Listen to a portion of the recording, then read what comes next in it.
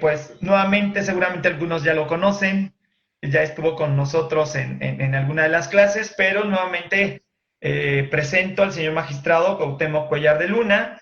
El señor magistrado es integrante del segundo tribunal colegiado en materias civil y del trabajo del 17º circuito, residencia en Chihuahua. Él nos va a platicar todo lo relacionado con las técnicas que existen para la construcción de las sentencias, ahora bajo una nueva perspectiva en materia de derecho del trabajo y justicia laboral.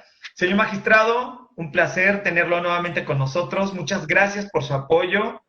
Muchísimas gracias por tener superpuesta la camiseta con el Poder Judicial, comprometido con todos los alumnos y alumnas que están justamente en esta línea terminal, enfocados al estudio de la función jurisdiccional. Entonces, magistrado, le cedo el uso de la voz. Muchas gracias por estar con nosotros. Muchas gracias, maestro José Antonio Morales, por esta presentación.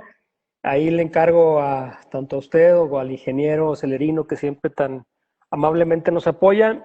En esta ocasión, dada la naturaleza de lo que se me ha solicitado por parte de este Instituto de Judicatura Federal, voy a utilizar alguna breve presentación con la finalidad de tratar de tener didáctica en el conocimiento que se quiere compartir o en las ideas que se pretenden compartir esta tarde. Y esto lo aclaro porque normalmente no utilizo, digamos, apoyos visuales o audiovisuales. No sé si esto sea bueno o sea malo, pero en realidad me siento un poco más cómodo dirigiéndome a todos ustedes de manera directa, que incluso, claro, la posibilidad de que puedan preguntar, de que podamos intercambiar ideas e ir aclarando puntos, porque es de sobra sabido que no necesariamente se tiene a veces la capacidad de comunicar todo lo que uno pretende compartir en una sesión como esta, ¿no? Entonces, bueno, han visto ustedes la presentación. Nuevamente estoy muy contento de estar con todos ustedes. Estoy enterado que ya es la parte final de este curso tan interesante, tan intenso, donde gente talentosa que ha cubierto además un requisito para estar en este curso, como lo es un examen de oposición, bueno, han estado capacitándose en esto que hoy nos tiene tan ocupados a muchos, que es la implementación de la reforma de trabajo. Además, no sé si sea bueno o malo que el día de hoy, justo antes de mi participación, hayamos tenido la conferencia del doctor Eugenio Raúl Zaffaroni, y esto lo digo porque, bueno, es un hombre con una vastísima experiencia, tanto en la parte académica como en la parte judicial, como lo mencionó durante su charla. Y digo celebrar o padecer porque, bueno, por un lado es un gozo haberlo escuchado, tuve la oportunidad de colarme ahí un ratito a su conferencia, pero por otro, bueno, deja comunicarme con ustedes esta tarde con algo que tiene que ver un poquito con lo que él ha charlado en su conferencia y también con algo de continuidad con lo que yo les platicaba la vez pasada sobre justamente esta posibilidad o este proceso de construcción de las decisiones judiciales, y que con motivo de la parte final de aquella plática que tuve con ustedes, con otro grupo en dos sesiones distintas, mencionábamos la importancia de que en el dictado de las sentencias del nuevo modelo de justicia laboral tuviéramos en cuenta también los movimientos o las ideas más actuales sobre lo que se considera hoy una sentencia, digamos, transparente, una sentencia que comunica, también llamadas por un movimiento del Tribunal Electoral del Poder Judicial de la Federación, concretamente la Sala Regional de Monterrey, como sentencias ciudadanas. Pero bueno, eso ya será el contenido de lo que hemos preparado para el día de hoy. Y como les digo, espero poder comunicarme adecuadamente, sobre todo porque, bueno, esta plataforma, como ustedes saben, es novedosa para todos nosotros, y la idea es que podamos tener algunas imágenes que nos permitan de una manera gráfica tratar de entender más o menos el fenómeno de por qué.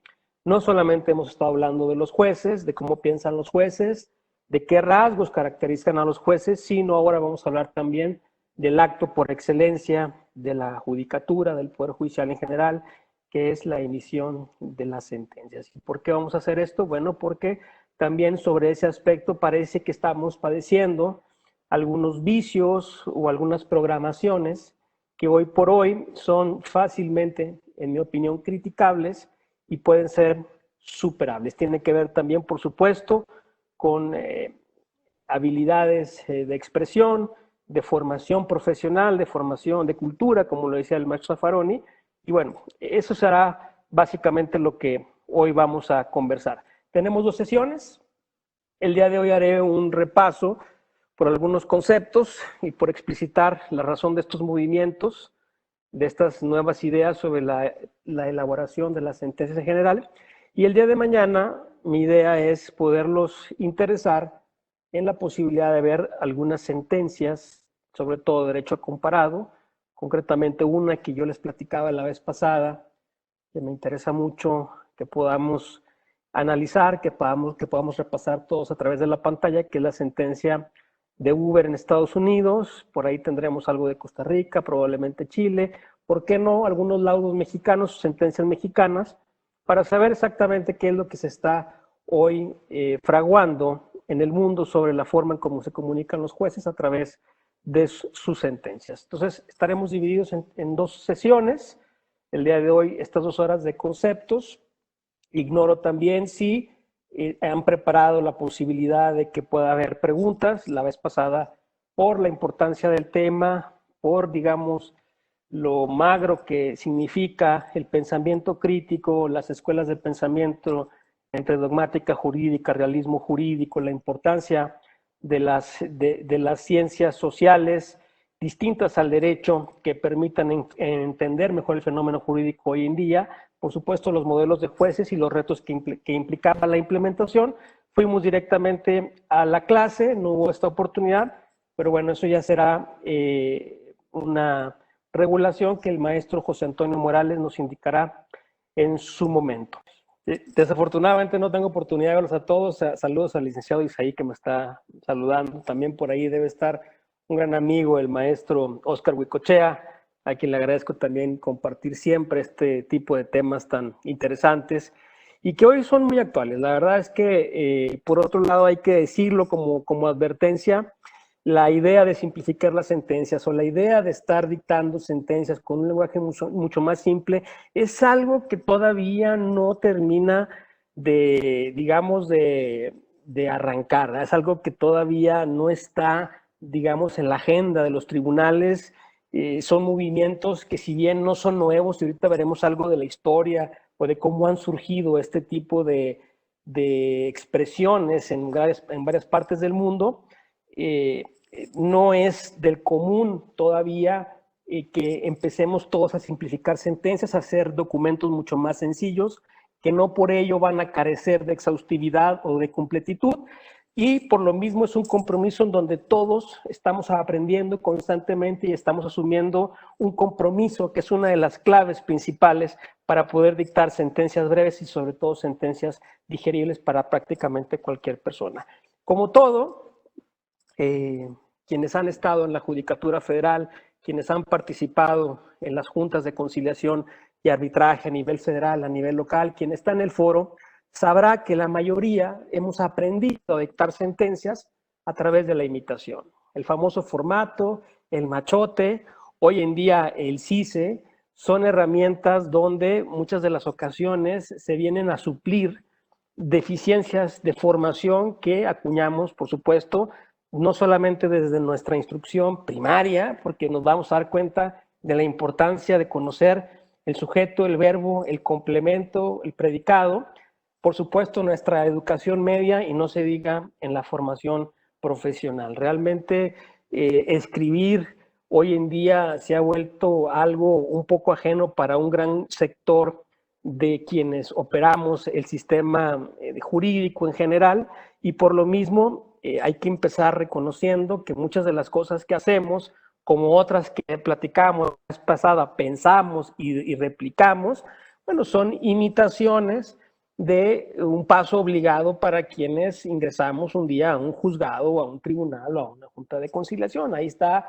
el formato, ahí está el machote, no le muevas mucho, síguele las ideas y eso lo va a aprobar en su caso el titular, la junta, el juez o el magistrado con el que se está trabajando. Y esto obviamente nos lleva al mismo punto de partida de la ausencia de pensamiento crítico y de la ausencia de entender y de conocer que muchas de las cosas que hemos venido realizando, como lo decía en su momento el doctor Zaffaroni hace algunos ayeres, que tuve la oportunidad de leer un documento sobre la pena de prisión en general y hablaba en este caso de México, decía, bueno, es algo muy a la mexicana, ni modo, así ha sido y estas torpezas entrenadas de las que hemos estado hablando, por supuesto que se replican en la elaboración de proyectos de sentencia y en el dictado de las sentencias mismas.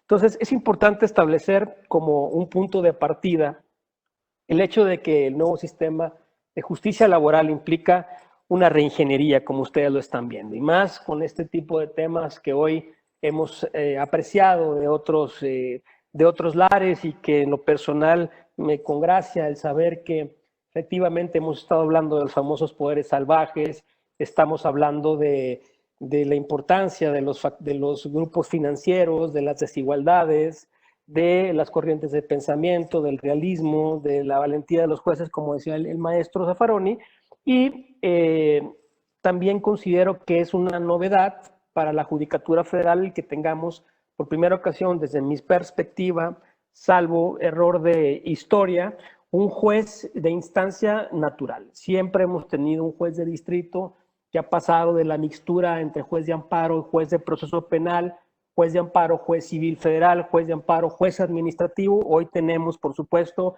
el juez oral mercantil o el juez mercantil federal y el nuevo sistema de justicia penal que tiene también ya un juez de distrito completamente especializado en el sistema acusatorio. Me parece que, repito, salvo omisión de historia, es el primer juez natural que emerge dentro de la judicatura y por lo mismo es fundamental, en mi opinión, pensar en un modelo, como creo que se ha venido haciendo por parte de la unidad en todos estos cursos de capacitación. ¿Qué tipo de juez laboral se quiere? ¿Qué tipo de sentencias se van a requerir en los próximos meses en estos compromisos?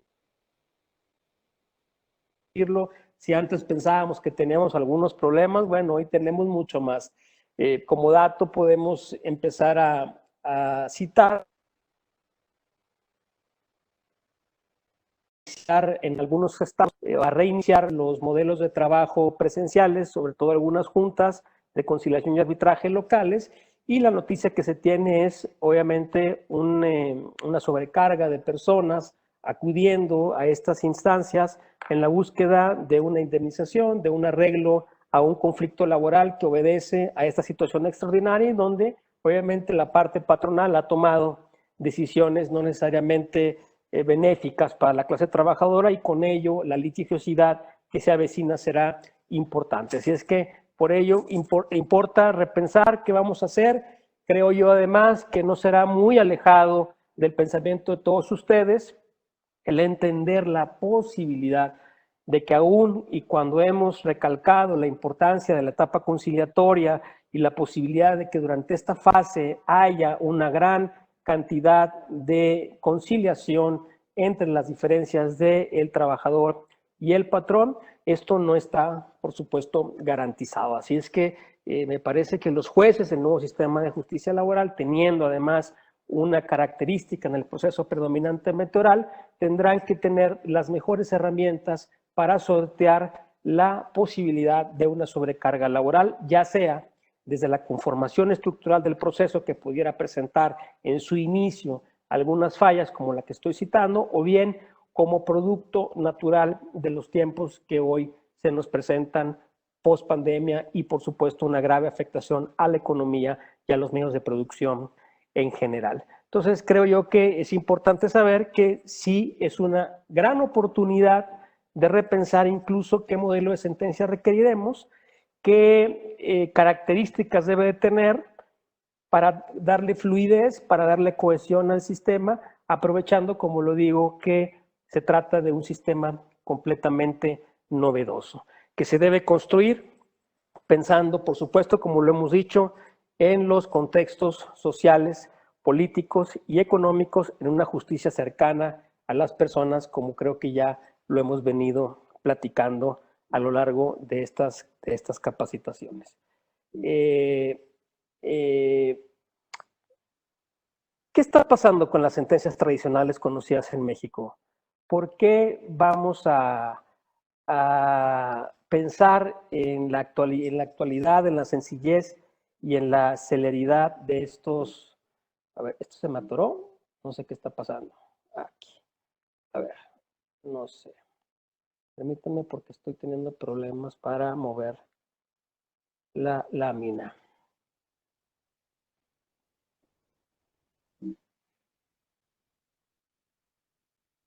Aquí está ya. Listo. Vamos a repensar el modelo de sentencias tradicionales para que este sistema laboral goce de una actualidad, de una sencillez y de una celeridad. Esto, por supuesto, que no es nuevo.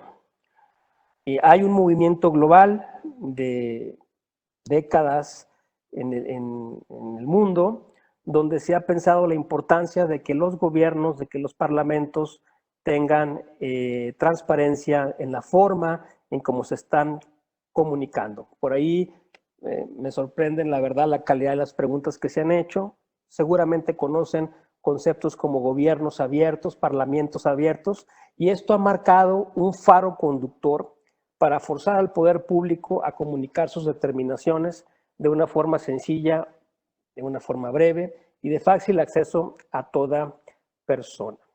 Esto no es poco importante citar que recordemos además que hoy en día tenemos ya un robusto sistema de derecho a la información muchísimo más construido y modificado recientemente en el artículo 6 de la Constitución, la importancia que reviste también para los tratados internacionales este derecho como un elemento fundamental para la democratización de las personas, para la rendición de cuentas y por supuesto que hay un cariz, un matiz en cuanto al derecho a información que se llama transparencia y por lo mismo darnos cuenta que no se trata entonces de una moda, no se trata de un supuesto, sino que verdaderamente hay una obligación de carácter constitucional, hay una obligación de carácter convencional de que la información sea otorgada a las personas en forma sencilla, breve y de fácil acceso como lo hemos platicado. Esto por una parte el artículo 6 de la Constitución. Tenemos, como les comentaba, algunos antecedentes de estas necesidades que se han tenido en el mundo.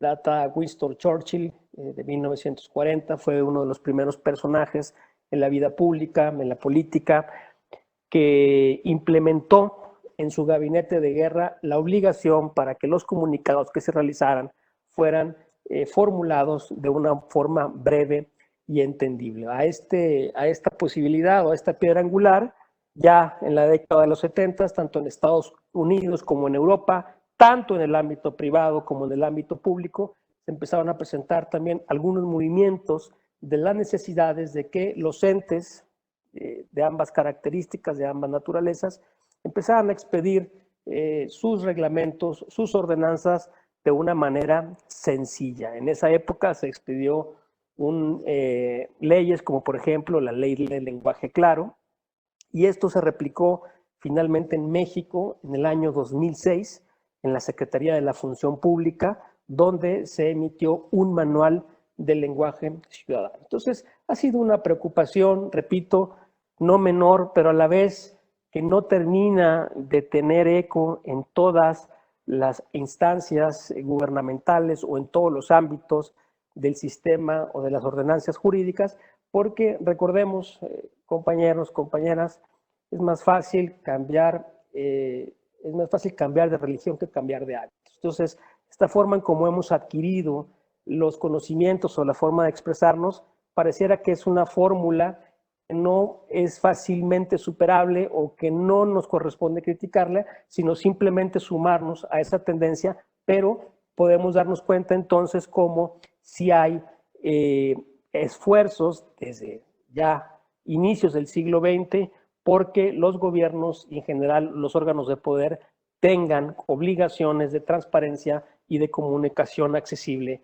para las personas o destinatarios a quien se dirigen.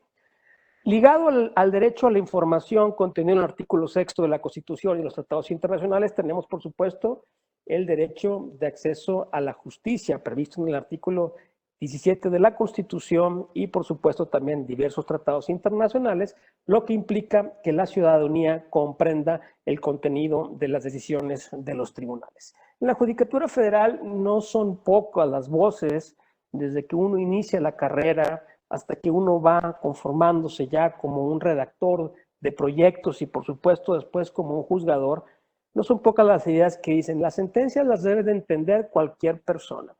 Y esto quizás se dice como una especie de cliché dentro del ámbito profesional, pero en realidad sí es un anhelo que ha estado de alguna forma en la mente de muchos jueces, pero que desafortunadamente no ha trascendido más allá, al menos en la generalidad, de ese tipo de postulados. Lo cierto es que las sentencias hoy en día son bastante extensas, en algunos casos muy farragosas, y por supuesto implican o contienen tecnicismos, palabras o lenguaje forense, por así llamarlo, que poco han abonado a esa idea de que toda persona pueda entender una sentencia. Sobre esto también hay algunos dilemas. Hay quien dice que la sentencia es un documento técnico que no necesariamente tiene que llegar a cualquier persona que no sea un estudiado del derecho, pero me parece que esta posición, aunque cierta y la veremos más adelante, con qué matices la podríamos entender, no tenemos que olvidarnos que uno de los esfuerzos que estamos realizando en esta capacitación y de lo que hemos venido platicando es que no estamos trabajando ni con leyes en abstracto, ni con dogmas irrenunciables. Estamos trabajando con personas, con sociedades, con contextos, con realidades y por lo mismo es importante también tratar de comunicarnos de la forma más accesible posible a estas personas.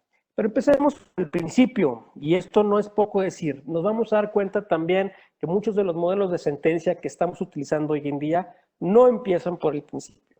Y esto tendrá que relacionarse, por supuesto, con normas muy básicas de redacción, yo no diría ni de redacción judicial, sino de aquellos pasos primarios que teníamos en nuestra educación de niños, que es el sujeto, que es el verbo, que es el predicado, dónde va uno, dónde va el otro, y por muy simple que esto pueda escuchar, nos podemos dar cuenta que ordenando nuestras ideas como de lo que debe ir en primer término, lo que le debe consecuentar, podemos obtener esta claridad que hoy carecen gran parte de las sentencias y donde incluso se ha hablado de la obesidad judicial por ahí en un artículo debido a lo voluminoso y extenso de muchos de los contenidos judiciales que hoy se dictan en la mayor parte de los tribunales de este país. Entonces, ¿qué es una sentencia?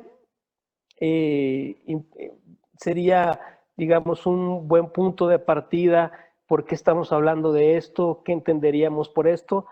Por supuesto que la primera definición que se nos viene nos la va a dar la teoría del proceso, conceptos que normalmente vamos a extraer de esta rama del estudio de la disciplina jurídica y por supuesto que es un documento escrito que pone fin a un proceso y define las pretensiones de las partes. Hay quienes destacan, cosa que yo comparto, que se trata también de un acto comunicativo, hay quien agrega que se trata de un acto de habla, y por estas razones el estudio de qué es una sentencia y qué contienen implica verificar su eficacia social y su legitimidad racional como parte de todos estos elementos de deconstrucción y de reconstrucción del sistema jurídico en el derecho del trabajo que hoy nos implica. El derecho de acceso a la justicia junto con el contenido de las sentencias comprende la importancia de que sepamos cómo piensan los jueces, cómo han decidido los jueces y en la manera en que este acto comunicativo del que estemos hablando sea claro y sea sencillo, abona, por supuesto, a un derecho a la transparencia institucional y a una comprensión más de cómo están realmente juzgando a todos y cada uno de los litigios que se están poniendo en su puerta, en su escritorio. Bien, aquí viene un primer punto de partida importante de lo que está pasando en México. Tenemos básicamente, salvo comentarios de ustedes, yo he detectado dos movimientos que se han dado a la tarea de estudiar el fenómeno de cómo se dictan las sentencias o qué debe de contener una sentencia. Una ha sido, paradójicamente, la primera sala de la Suprema Corte de Justicia de la Nación. Por ahí tengo entendido que también hay un documento completo de la Corte sobre este tema, pero debemos de reconocer, recientemente se ha retirado el ministro José Ramón Cosío Díaz, un jurista también ilustre, que, como ustedes saben, llega de la Academia a la Suprema Corte, tiene su trayectoria de 15 años en el máximo tribunal del país, y sí fue y ha sido una de las personas que desde la Corte inició este movimiento crítico de por qué habría que simplificar las sentencias. Y así se llamó esta parte que ellos trabajaron como grupo de trabajo, como sala, con un manual incluso que está a disposición de todos en línea de qué debe contener una sentencia, obviamente dirigido a la sala, pero que existe como un antecedente importante de la que se conoce como simplificación de las sentencias.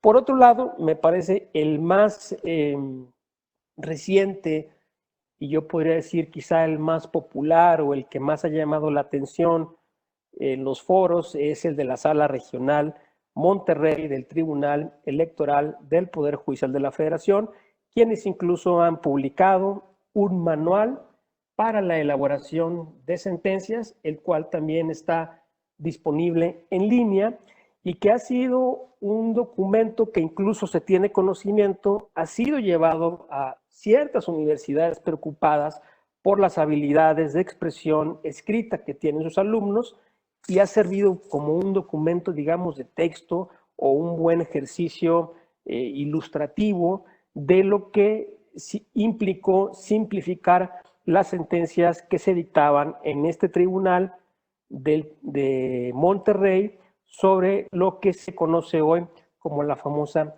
sentencias ciudadanas. En la lámina ustedes pueden apreciar básicamente en qué objetivos, con qué objetivos partieron estos esfuerzos, no menores, sí aislados, con incluso algunas diferencias, pero que sin duda son dos grandes herramientas de las cuales hoy nos podemos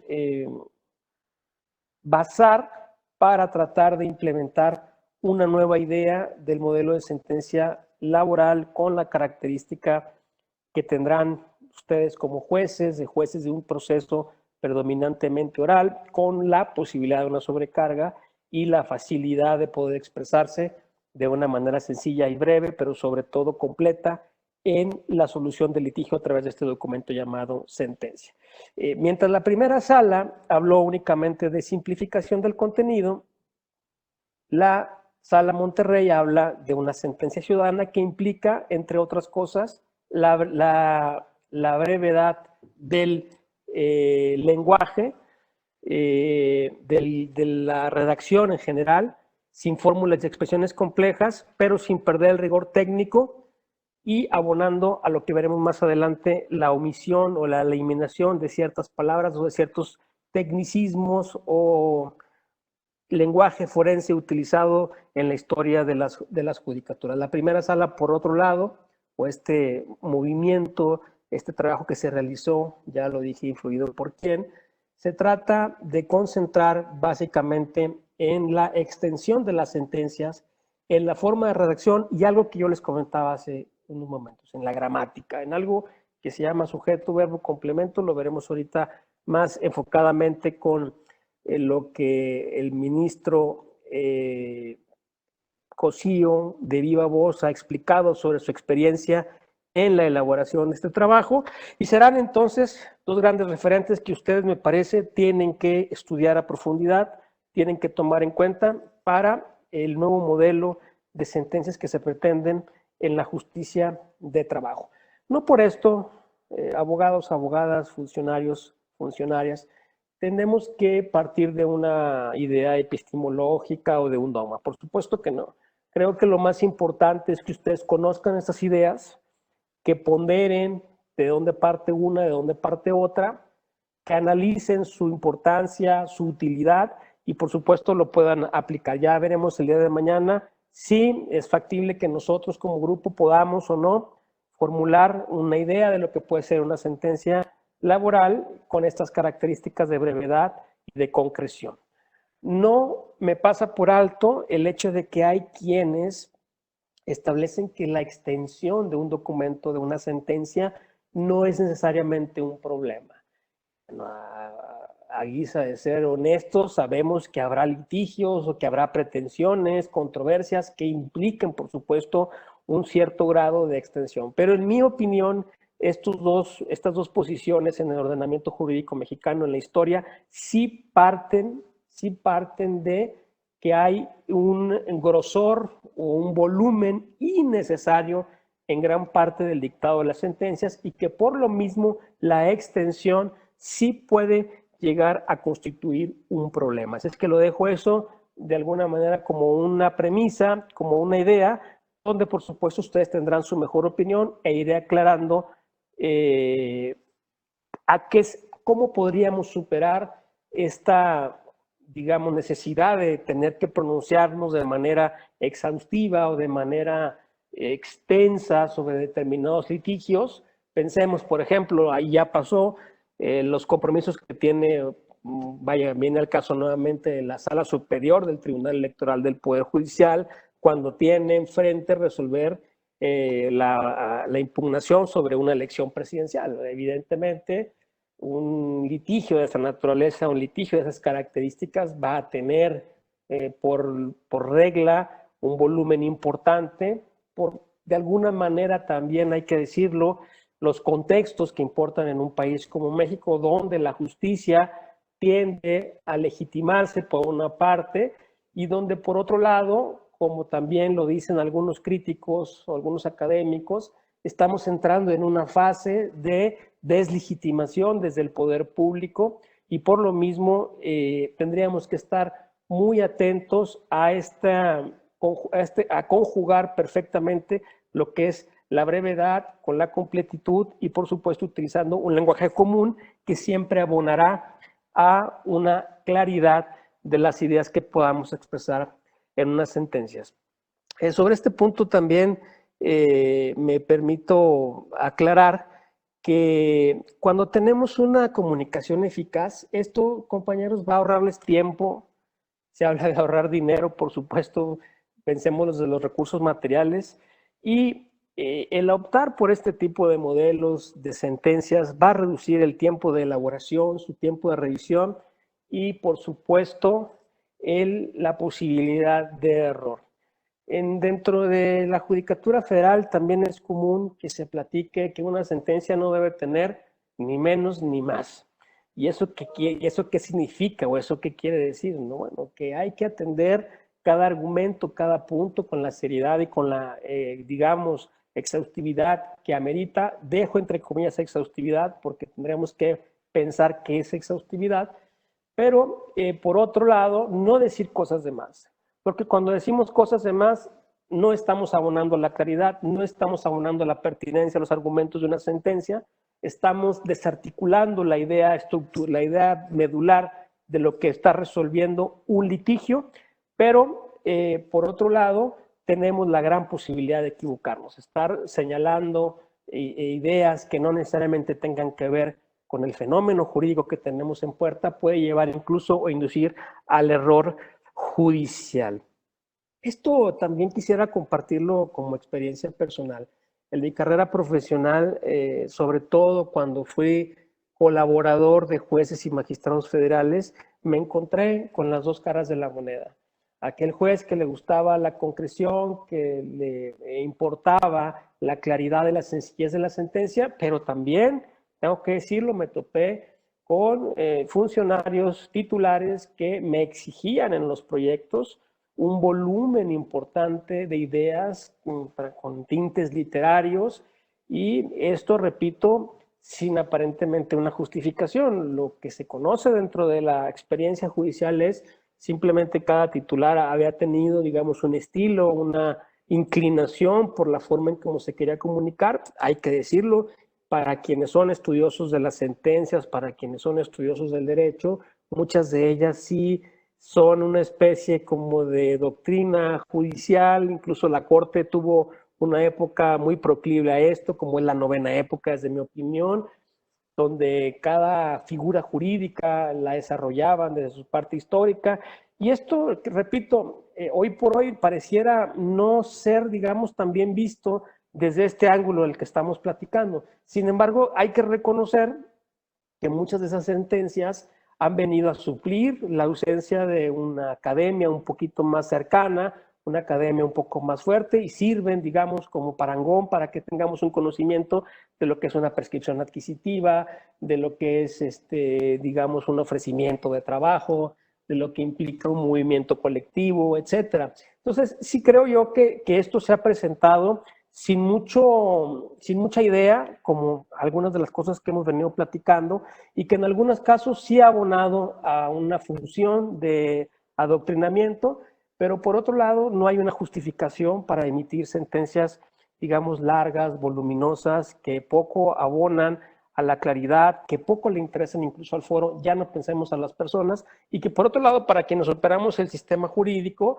pues era bastante complejo a veces en un tribunal colegiado trabajar 3 proyectos por semana porque prácticamente se formulaban una especie como de novela cantada, platicada, bailada, etcétera, y esto complicaba bastante el trabajo y la responsabilidad que se tenía y, repito, con la posibilidad de que en esa forma de hacer las cosas, bueno, pudiéramos incurrir en alguna imprecisión de carácter técnico jurídico. Así es que la brevedad en las sentencias verdaderamente es una buena forma de mirar el trabajo desde un punto de vista de la salud judicial, desde un punto de vista de la fluidez del trabajo, de no sobrecargar el sistema y de, como lo hemos platicado, de llegar a las personas que tenemos que llegar de una forma muchísimo más sencilla. Como juez, ¿a qué me he enfrentado? Hay que decirlo también para terminar esta idea. A todo. Muy buenos proyectistas de repente, otros que adolecen, verdaderamente les digo, voy a atreverme a comentar esto, acá nadie nos está escuchando, no mucha gente, a veces atentando al español mismo. Y esto es un problema de formación que se va corrigiendo en el día a día con el escritorio. No es lo ideal para nosotros como juzgadores federales que normalmente tenemos en las manos el control constitucional, tener, digamos, que enseñar cosas tan básicas como la redacción, pero definitivamente son realidades en las que nos tenemos que involucrar como formadores jurídicos y son realidades que probablemente ustedes como juzgadores laborales se van a enfrentar no solamente en esta parte del proceso o en esta parte procesal, sino por supuesto en la parte sustantiva. No todo mundo tiene acceso a esto que ustedes han venido estudiando, han venido profundizando sobre las nuevas realidades del derecho en sí mismo, la importancia de las otras ramas sociales para la comprensión del fenómeno jurídico y esto que hoy yo sigo convencido se trata de un juez de instancia diferente a todo lo que hemos conocido. La pretensión es muy alta y estoy convencido que con el esfuerzo de ustedes y el compromiso que están asumiendo para especializarse y competir por una posición de estas, llevará a una nueva posibilidad que regenere completamente no solamente la rama del derecho del trabajo, sino que esta trascienda a realidades sociales directamente en la clase trabajadora, el tipo de salario que se está percibiendo y por supuesto el sindicalismo que hasta hoy sabemos prácticamente ha estado ausente en el Estado mexicano como producto de muchas cosas que ustedes seguramente ya han platicado en este tipo de cursos sobre las simulaciones que padeció el sindicalismo en México. Bien, entonces le digo, entre estas dos posiciones pareciera haber un desacuerdo, y esto lo digo porque, por ejemplo, el ministro José Ramón Cosío Díaz, en una conferencia que también está en línea, la pueden revisar, dictada en el Consejo de la Judicatura Federal, a propósito de esto que él llamó simplificación de las sentencias, no está tan convencido, o al menos esa fue mi percepción, de la importancia de tener un lenguaje ciudadano. Dice, bueno, es que un lenguaje ciudadano, hablar, digamos, como habla el común de las personas en una sentencia, quizá en algunos casos no va a ser factible. Yo creo que lo que se refiere a la Sala Monterrey no es necesariamente a que tratemos digamos, de utilizar sinónimos de lo que podría ser un término jurídico en un término coloquial. Habrá, por necesaria, digamos, realidad, que utilizar términos como un despido injustificado, como reinstalación al empleo, como causa de rescisión con responsabilidad para el patrón, causa de rescisión con responsabilidad para el trabajador, y que quizá eso, a la luz de una persona que no está iniciada en el derecho, pueda resultar un término ajeno, un término técnico. Es decir, esas cosas no las podemos eliminar, pero sí vamos a poder eliminar muchas ideas que más adelante durante la clase las voy a poner aquí para que ustedes puedan, digamos, tomar una referencia del por qué sí se habla del lenguaje ciudadano. Entonces, esto que, repito, en el papel parte de ideas diferentes, por un lado simplificar sentencias y por otro lado cambiar el lenguaje, simplificando también la sentencia, al final creo yo que terminan en un punto en común y que de ambas posiciones creo que podemos rescatar lo más valioso y tratar de construir lo que podría ser nuestra sentencia en materia de trabajo. Incluso si ustedes leen ambos documentos, se van a dar cuenta que también el modelo de la primera sala habla de lo que dice ahorita un compañero, de las frases en latín, que obviamente eso además no lo proscribe el Código Civil Federal, el Código de Procedimiento Civil lo prohíbe, cosas que han estado en el ámbito por mucho tiempo, pero que en muchas ocasiones, como lo hemos platicado, pues son actos de imitación más que de una conciencia del por qué se hace una cosa o por qué se hace otra, ¿no? Me referiré nuevamente de manera particular a estas ideas que he adelantado de esta primera sala y del Tribunal Electoral, que me parece, como les dije, la más reciente para poder comprender hacia dónde nos podemos dirigir en el dictado de las sentencias. Bien, el ministro José Ramón Cosío Díaz nos habla de la experiencia de lo que implicó simplificar las sentencias en la Corte, en esta área de la Corte, en la primera sala, y hace un recuento importante. Habla de las sentencias de inicios del siglo XIX, sentencias que se conocían prácticamente por ser telegráficas, sin mucho contenido, cargadas de dogmatismo y autoritarismo. Pensemos también que en esa época la instrucción profesional no abundaba, empezábamos a construir un país como tal y por lo mismo, bueno, no es ajeno, no es difícil comprender lo que estaba pasando en esa época. Viene, por supuesto, ya la República, viene el juicio de amparo, ¿por qué no decirlo?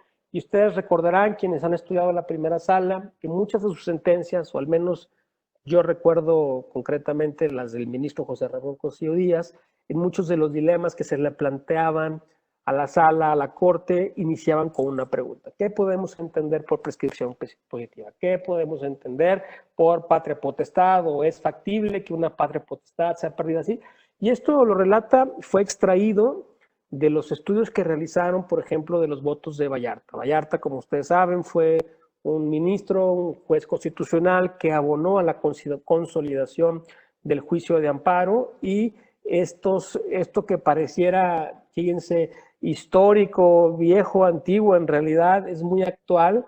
Y ahorita les platicaré también la experiencia que tuve con la quinta época. Y bueno, esto lo relata el ministro como una parte de lo que ellos fueron descubriendo al momento que intentaron reconstruir, digamos, un modelo de sentencia o construir un modelo de sentencia distinto a lo que se venía ejerciendo, lo que se venía practicando en la Corte.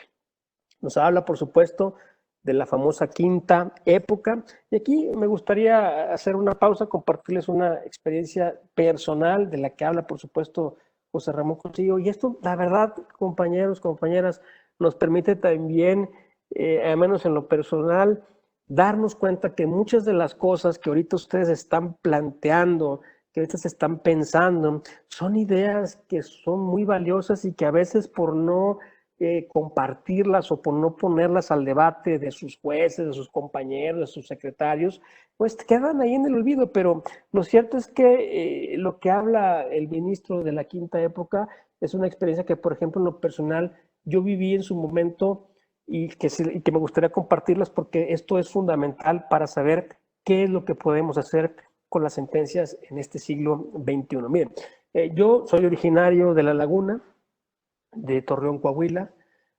Como ustedes saben, los tribunales colegiados de circuito se generaron en la época de 1950-1951.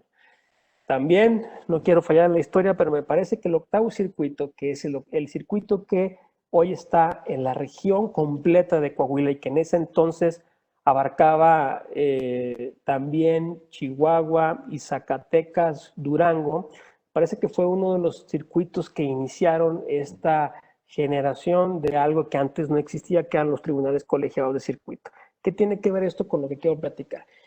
Hay un tribunal que hoy debe ser el primer tribunal colegiado en materia penal y administrativa, antes primer tribunal colegiado, que tiene una biblioteca donde se contiene completita la quinta época del semanario judicial de la Federación en su, digamos, semanarios impresos.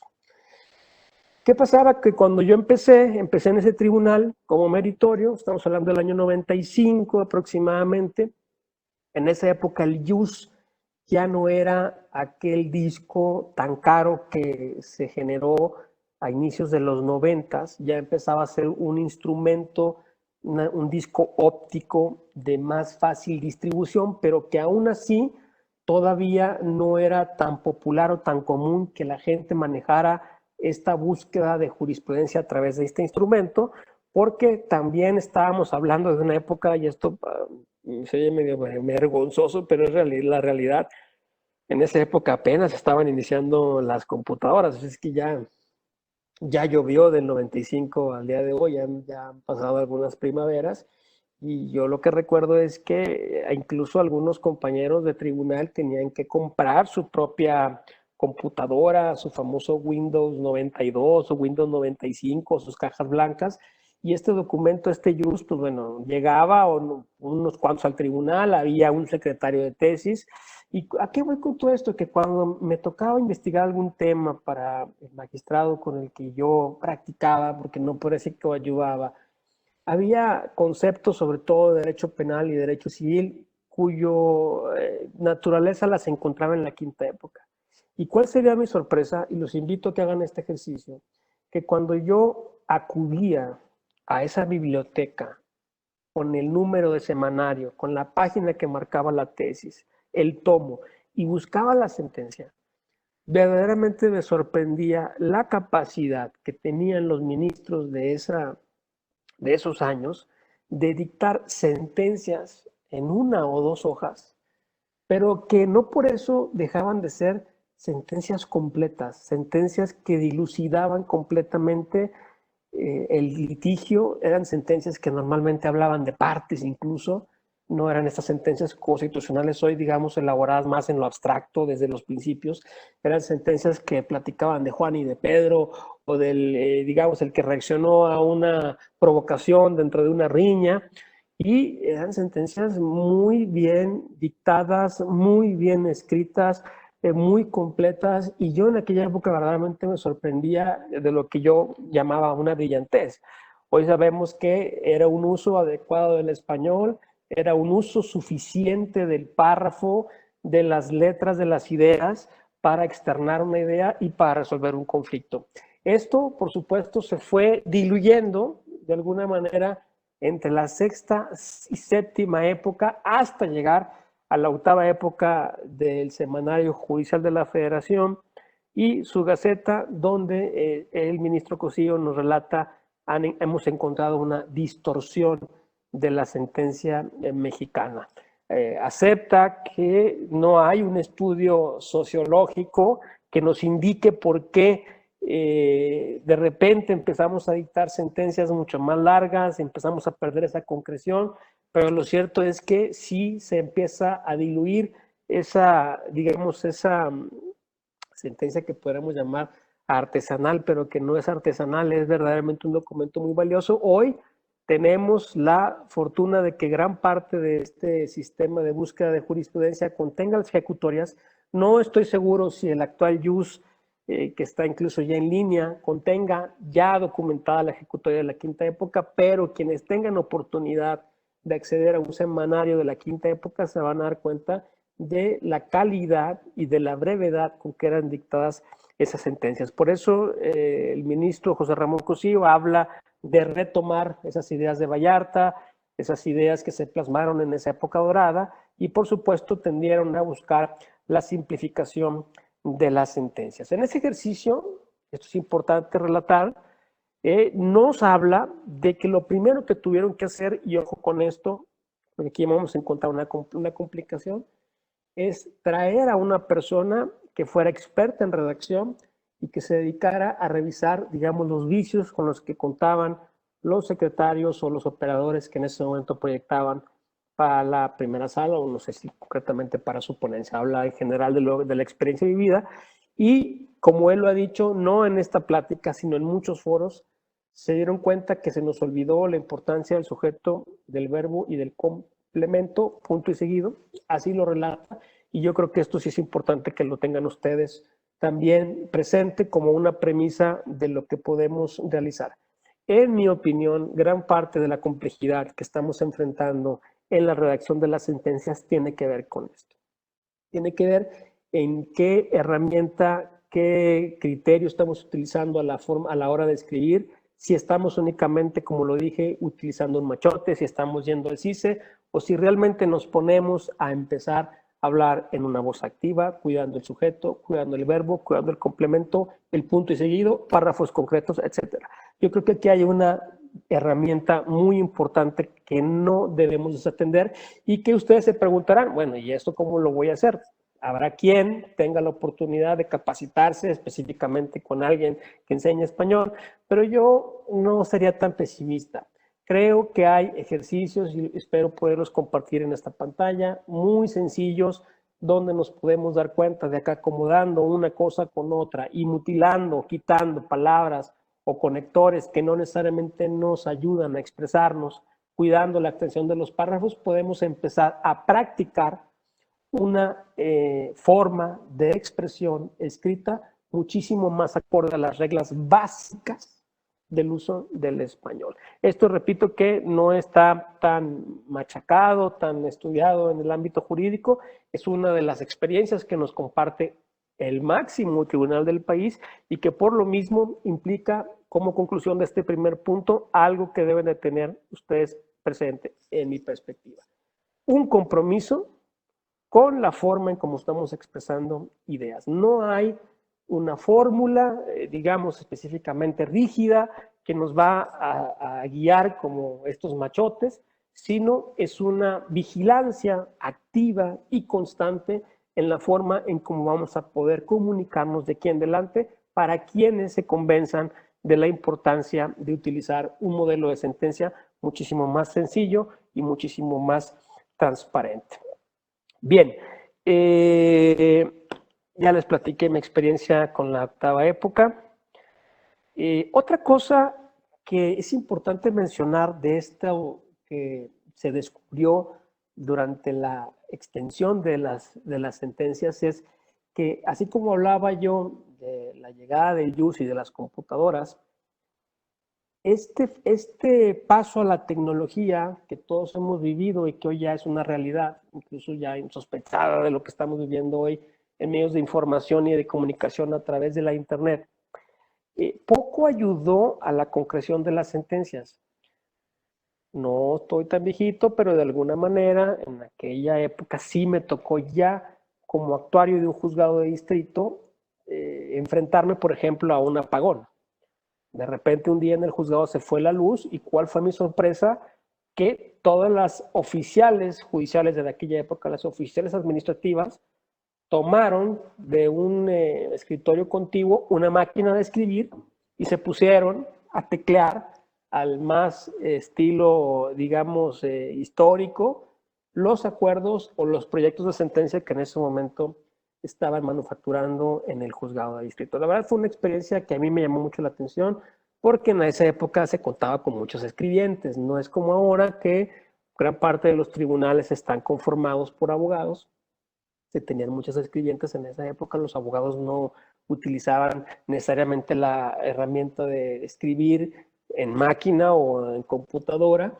Y esto nos reflejaba también que en esa época donde no había computadoras, escribir en estas hojas para quienes no tengo la oportunidad de ver sus rostros y saber sus edades, pero si hay alguien de esta época de la máquina de escribir, podrán recordar que la elaboración de documentos judiciales, la elaboración de acuerdos o la elaboración de sentencias era realmente algo muy cuidado, porque se tenían que utilizar, digamos, la hoja principal y luego un pasante y unas hojas de papel que se llama papel cebolla, que se pudiera ir calcando una sobre otra, porque se tenían que expedir no solamente el documento original, sino las copias respectivas de los oficios.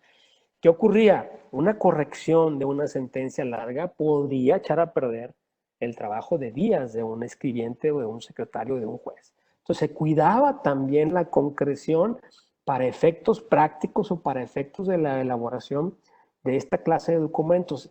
Cuando llega la computadora y que todos sabemos que podemos a través de un botón borrar, corregir, volver a imprimir, no abonó a esta concreción que se tenía todavía en este momento, y por el contrario viene esta explosión de ideas y de sentencias donde, nos decía al principio, no por ello en mi tribunal o donde yo ejerzo jurisdicción hoy en día como juzgador, no dejo de ver de repente sentencias de 150 fojas, 200 fojas, donde muchas de las veces, a guisa de ser sincero, bueno, se utilizan ideas o párrafos que no necesariamente son pertinentes o útiles para la idea que resuelven el litigio que se nos ha planteado. Entonces, esto de la brevedad y de la concreción sí ha sido un problema ignorado, y por el contrario, las computadoras, lejos de beneficiar esta parte de la herramienta escrita, de la expresión escrita, han venido, digamos, a exacerbar o tapar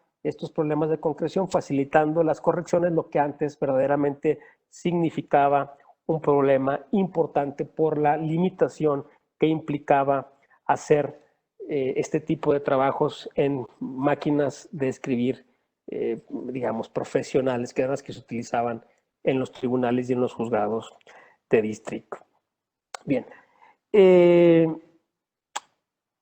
¿Por qué estamos hablando de esta parte de la historia? ¿Qué es lo importante que tenemos que destacar? En principio, porque llegamos al punto donde la extensión de las sentencias, la amplitud de este tipo de documentos era visto, o no sé si todavía algunos de ustedes pregúntenselo, como un gran documento. Cuando se tenían esta clase de extensiones, lo dice el ministro Cosío, se felicitaba al magistrado, al ministro por su exhaustividad, ¿no? Era un documento que verdaderamente, digamos, abarcaba teorías, doctrina, planteamientos, test, etcétera, y fue visto como algo positivo. Lo cierto es que hoy, en lo personal lo digo, no solamente como persona que ejerce una profesión, sino como revisor de sentencias, una sentencia larga, una sentencia farragosa, una sentencia mal dictada, verdaderamente es un pesar para cualquier par de ojos que pongan la atención en eso. Así es que esto muy pronto creo que fue decantándose y ha sido visto como algo no necesariamente positivo, y por lo mismo la idea de ir a simplificar más las sentencias. Está la idea que les platico, no se les olvide eso, se los recomiendo principalmente. Sujeto, verbo, predicado, punto, sujeto, verbo, predicado es una fórmula que en mi opinión funciona bastante bien, y que nos va a llevar a la idea de que más allá de lo jurídico, creo que lo que tenemos que empezar a revisar son estos hábitos que debimos haber adquirido en esa época primaria o pudimos haber fomentado en la etapa de instrucción profesional o bien en un posgrado. Son muy pocas las universidades que desde la licenciatura trabajan este tipo de habilidades profesionales. Concretamente tenemos el dato del ITAM en este país, donde hay una clase específica sobre la forma en cómo se deben realizar los escritos o la forma de expresión en papel por parte de un operador jurídico, por parte de un profesional del derecho.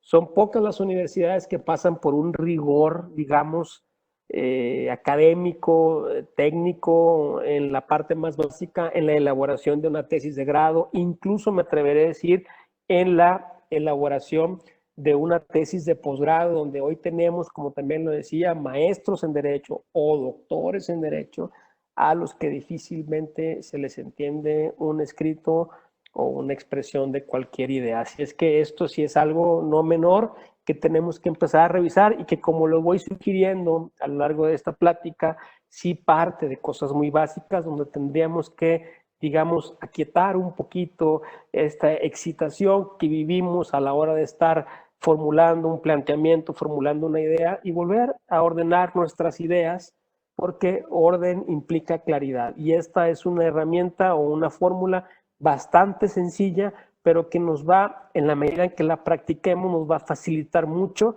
el que podamos expresarnos de una manera adecuada en cualquier clase de sentencia, incluso aunque no necesariamente estemos optando por este modelo sugerido por la Sala de Monterrey, que son las sentencias ciudadanas. Entonces, ¿qué nos dimos cuenta también con este punto? Que hoy en día escribir, ustedes tendrán su opinión bien, es una extraña característica, no todas las personas tienen esta capacidad. Ahora, hay gente que la tiene de manera natural.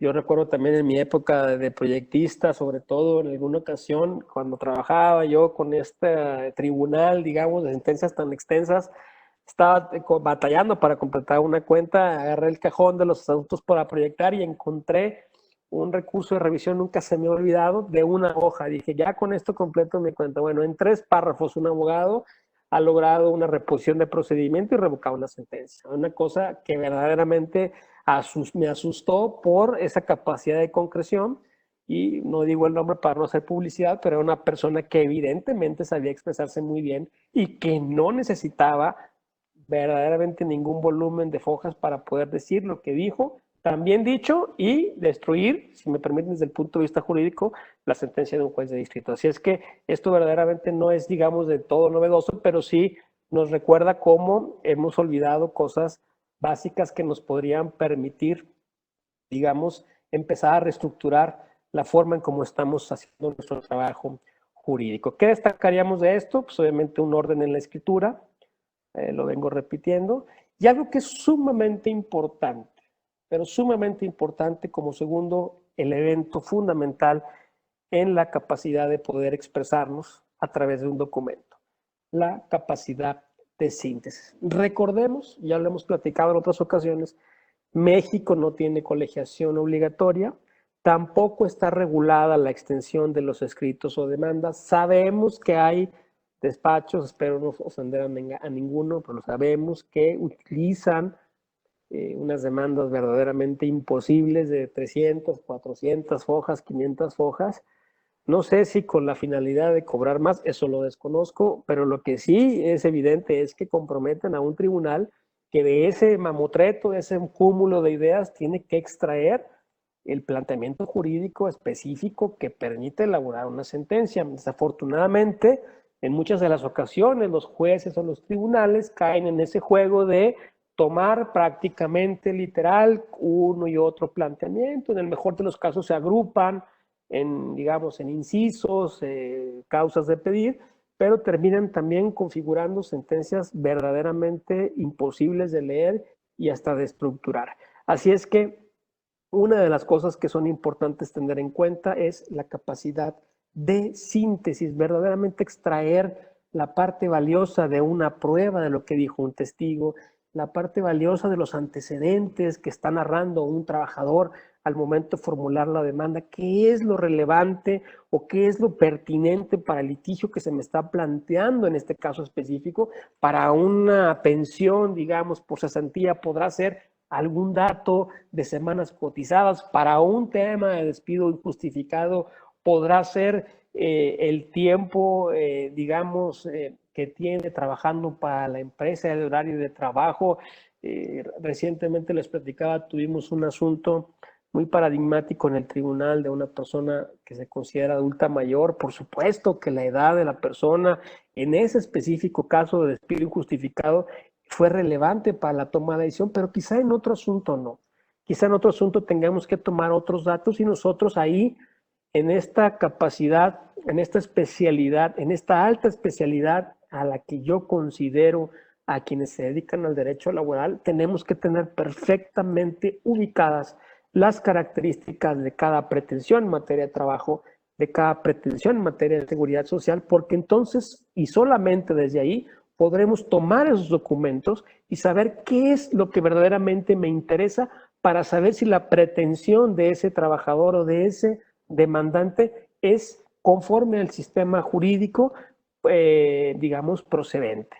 Y en contrario sentido, también tendríamos que revisar con ese mismo criterio y con esa misma capacidad de síntesis lo que están contestando patrones, sindicatos o instituciones públicas de seguridad social al momento de controvertir cualquiera de las pretensiones. Esto, repito, que parece algo tan obvio, revísenlo, dense cuenta como muchas de las ocasiones es más fácil en aras de no equivocarme, de que el proyecto contenga todos los datos, pues prácticamente transcribir muchas de las ocasiones, incluso en la voz de la persona que formuló el documento, la parte de la litis que nos va a ocupar.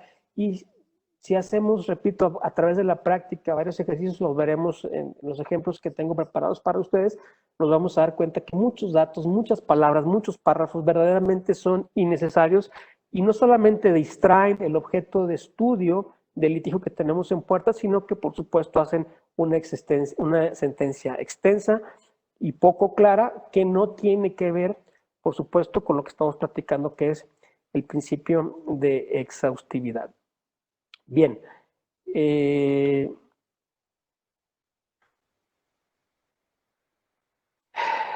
antes de pasar a la sala Monterrey, y como conclusión de este trabajo de la primera sala, creo que es importante tener en cuenta algo fundamental.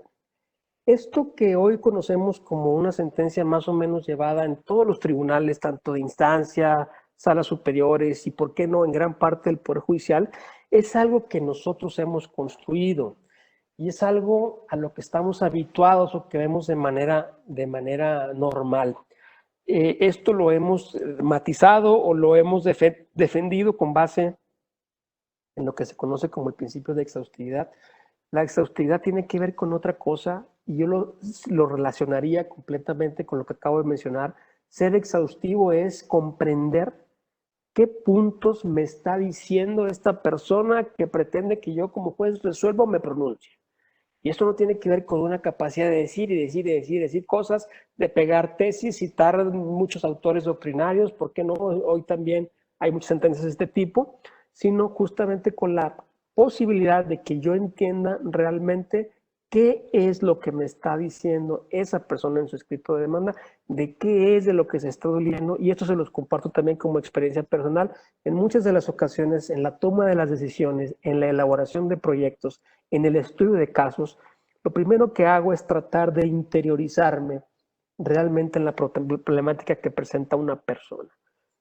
Cuando escucho la narrativa, cuando leo la narrativa, trato de ver qué es de lo que se duele. En muchas de las ocasiones nos vamos a dar cuenta de planteamientos verdaderamente legítimos.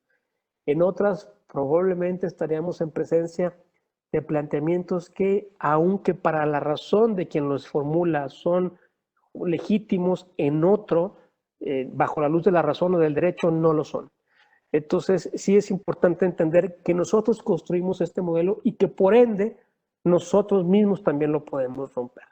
Y esta creo que es la tendencia que se están planteando ya Hoy en día la primera sala tiene sentencias mucho más simples que las históricamente conocidas y por supuesto la sala regional y otros tribunales. Recordemos que hay, por ejemplo, ya una tesis de un tribunal colegiado del Estado de México, concretamente bajo la ponencia del señor magistrado Soto Morales, que habla ya sobre la importancia de que los documentos o las sentencias tengan un lenguaje sencillo, que sean claras, que sean breves, en la medida, dice la tesis, de que esto sea posible. Es decir, siempre se ha estado cuidando que no necesariamente, digamos, la extensión sea un límite, pero sí puede llegar a representar un problema. No sé si me está explicando. Es decir, la extensión vista como tal ya no sería necesariamente una sentencia a la que tengamos que adular, y que habrá ocasiones que el litigio marque una posibilidad de este tipo, pero que también existirían recursos lingüísticos o gráficos que permitan ordenar conceptos, temas, párrafos, de tal suerte que aun cuando la sentencia pueda ser de alguna mediana o gran extensión, tengamos la posibilidad de que la misma sea clara, sea transparente, sea dúctil a la lectura de otros. Esto es lo que ha hecho la experiencia de la primera sala, un recorrido histórico que dató hasta la época de Vallarta. Repito, si ustedes ven sentencias de primera sala, se van a dar cuenta que efectivamente muchas de ellas están formuladas en preguntas.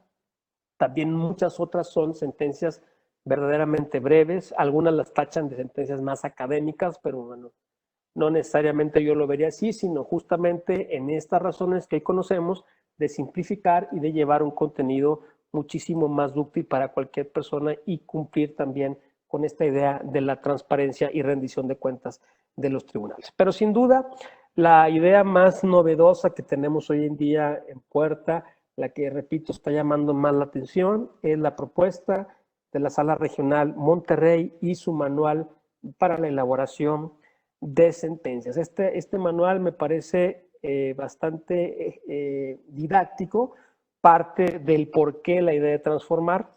Todo el mundo creo que ya más o menos sabemos, sentencias largas, párrafos eternos, falta de puntuación, utilización de gerundios, por ejemplo, el tipo de voz con el que se redactan y sentencias que no estaban abonando a la transparencia como derecho fundamental a que tienen acceso o deben de tener acceso todas las personas. Esta sala ya nos presenta, digamos, algunas características que debe tener su criterio y la opinión que ustedes tendrán sobre una buena sentencia o una sentencia, digamos, moderna, una sentencia accesible para cualquier persona. Obvio, extensión razonable. Por eso les digo que el tema de la extensión sí es un tema, sí es un punto. No es algo que necesariamente tendríamos que decir, bueno, si me plantean 500 conceptos de disenso, tendré que hacer 1000 hojas. Bueno, habría que ver de esos 500 cuántos realmente son, sintetizarlos y poder darle la cohesión que requiere un documento de esas características. Lenguaje claro, me referiré ahorita en unos momentos a lo que ellos conceptualizan un lenguaje claro. Una estructura adecuada, hablan ya de un modelo de cómo ordenar una sentencia o qué es lo que debe llevar una sentencia ciudadana y, por supuesto, algo que subyace, así como hablábamos de la importancia de la redacción, el otro elemento clave para la elaboración de una buena sentencia, por supuesto que será una argumentación sólida. Yo agrego en la parte final como otro elemento clave para un esquema de una sentencia adecuada, una buena redacción. Son dos elementos, creo yo, que subyacen no solamente en la parte de la estructura, en la parte de las formas, sino en el contenido mismo de una buena sentencia. ¿Cuál es el reto? Ya lo podrán ustedes identificar en esta plática que estamos teniendo. Por supuesto, armonizar entre brevedad y exhaustividad. No queremos esa sentencia telegráfica de principios del siglo XIX, completamente dogmática, pero tampoco queremos esa sentencia de octava, por ahí novena época, que digamos es un tratado de derecho laboral o un tratado de derecho civil. Sobre todo por una cosa, compañeros, a ver ustedes qué opinan. No se nos olvide que nosotros vamos a ser jueces de instancia. Cuando uno es juez de instancia, va a importar muchísimo que tengamos perfectamente claro que es un artículo 14 de la Constitución y que es un artículo 16 de la Constitución, que es una fundamentación, que es una motivación, que es una congruencia, que es una exhaustividad. ¿Cómo voy a disponer de los bienes que me son puestos de manera piramidal en la toma de la decisión? Pensemos, nos guste o no, muchas de las decisiones dentro del ordenamiento jurídico van a terminar en manos de un juez con las reglas del artículo 14, con las reglas del artículo 16. No necesariamente vamos a ser un juez que va a salir a formular toda una tesis, etcétera, aunque, bueno, eso puede ser factible. Pensemos ahora en los temas que van a presentarse muy pronto y que ya se están presentando, como acoso, como mobbing. Estamos teniendo ya el tema de las plataformas digitales, platicamos hace rato, veíamos en la conferencia el trabajo a distancia. Seguramente las partes, los tribunales y la sociedad estarán interesados en saber qué dice un juez, cómo piensa un juez de estas nuevas realidades que están impactando en las relaciones de trabajo conforme a la posmodernidad que vivimos. Es decir, si esto es posible, pero también no se les olvide que allá en el tribunal van a tener audiencias y van a tener con mucha probabilidad, bueno, una agenda importante. Así es que la capacidad que tengan ustedes para definir estos temas de manera breve y que reconozcan de manera simple por qué están tomando una decisión, creo que será, en mi opinión, suficiente para, en caso de que un tribunal de casación constitucional, como lo son por naturaleza los tribunales colegiados, revise esa sentencia, pueda darse una oportunidad de saber las razones por las cuales se tomó una decisión y otra. Ojo para los que no han todavía participado necesariamente en un tribunal, que son litigantes, que son académicos. Algo que yo les puedo también compartir con bastante seriedad es lo siguiente. Lo único que defiende a un juez cuando se dicta una sentencia son las razones que pone en su sentencia. Y hablemos con claridad. Olvidémonos si yo como juez estoy tomando una decisión, pensemos ahora en un poder salvaje, en un grupo financiero, si se me está poniendo en el escritorio algún interés de algún gobierno, algún municipio, alguna entidad, digamos, con cierta influencia, porque los hay. Esto no nos debe sorprender, esto no nos debe de extrañar. Allá afuera hay grupos de poder, hay grupos de facto, hay gobiernos, hay municipios, hay entes, hay sindicatos, hay gente que tiene intereses y que van a luchar por obtener a través de la sentencia, a través de los jueces, la razón. ¿Qué defiende un juez realmente? Que sea amigo del policía que abre la puerta del tribunal, que sea amigo de un, digamos, un hombre del Congreso, que sea amigo de alguien. No, lo que defiende a un juez al momento de que hay una polémica sobre un asunto son las razones que puso en su sentencia.